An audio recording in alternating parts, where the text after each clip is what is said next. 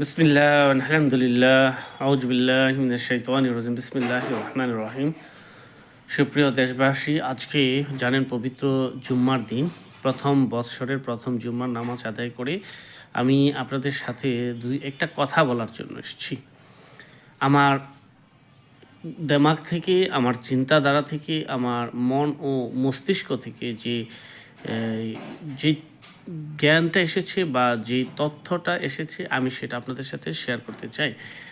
যদি আপনাদের এই ভিডিওটি ভালো লেগে থাকে, অবশ্যই সবার সাথে শেয়ার করে দিবেন, যাতে আরেকটা ভাই জেনে বুঝে চিন্তা করে তাকে সংশোধন করতে পারে। সেই সুযোগটা আপনারা করে দিবেন। আশা করি সবাই ভালো আছেন, আমি ভালো আছি আলহামদুলিল্লাহ, আপনাদের সকলের দোয়ায়। তো আমি যে বিষয় নিয়ে আলাপ করতে চাই, সে বিষয়টা আর দীর্ঘায়িত করতে চাই না। বিষয়টা হচ্ছে, আমরা মানুষ বিভিন্ন ধর্মে, পৃথিবীতে প্রায় 4000-এর উপরে ধর্ম রয়েছে। এত ধর্ম কেন? এবং এই 4000 ধর্মের মধ্যে ইসলামই বা শ্রেষ্ঠ বা একমাত্র ধর্ম কেন? আল্লাহ সুবহানাহু তাআলা পবিত্র কালামুল্লাহ সূরা শরীফে ইরশাদ করেছেন, বিসমিল্লাহির রহমানির রহিম, ইন্না দীনা ইনদাল্লাহিল ইসলাম, অর্থাৎ আল্লাহর নিকট একমাত্র মনোনীত দিন হচ্ছে ইসলাম।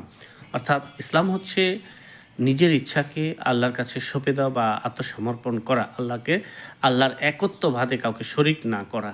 তো এই যে আজকের এই মেসেজটি, আমি যে বিষয়টা নিয়ে আলোচনা করতে চাই, মেসেজটা হচ্ছে এই যে, ধরেন 4000-এর উপরে যে ধর্ম রয়েছে পৃথিবীতে, এত বিভেদ কেন? এত ধর্ম কেন সৃষ্টি হয়েছে? আল্লাহ সুবহানাহু তাআলা তো আমাদের এক জোড়া নর নারী থেকে এই মানব জগৎকে, সৃষ্টিকুলকে প্রসারিত করেছেন, বর্ধিত করেছেন। সে এক জোড়া নর নারী হচ্ছে আমাদের আদি পুরুষ হযরত আদম আলাইহিস সালাম এবং মা হাওয়া আলাইহিস সালামের গর্ভ থেকেই আমাদের এই পৃথিবীতে আজকে যে মানব জাতি দেখছেন, সকল মানব জাতির গোড়া কিন্তু সেই আদি পিতা এবং মানব কুলের যিনি যাদের থেকে ধারাবাহিকতা চলে আসছে, মানে মানব কুলের সোর্স সেই আদম আলাইসাল্লাম এবং মা হাওয়া থেকে আমরা প্রবাহিত হয়ে আসছি এই পর্যন্ত।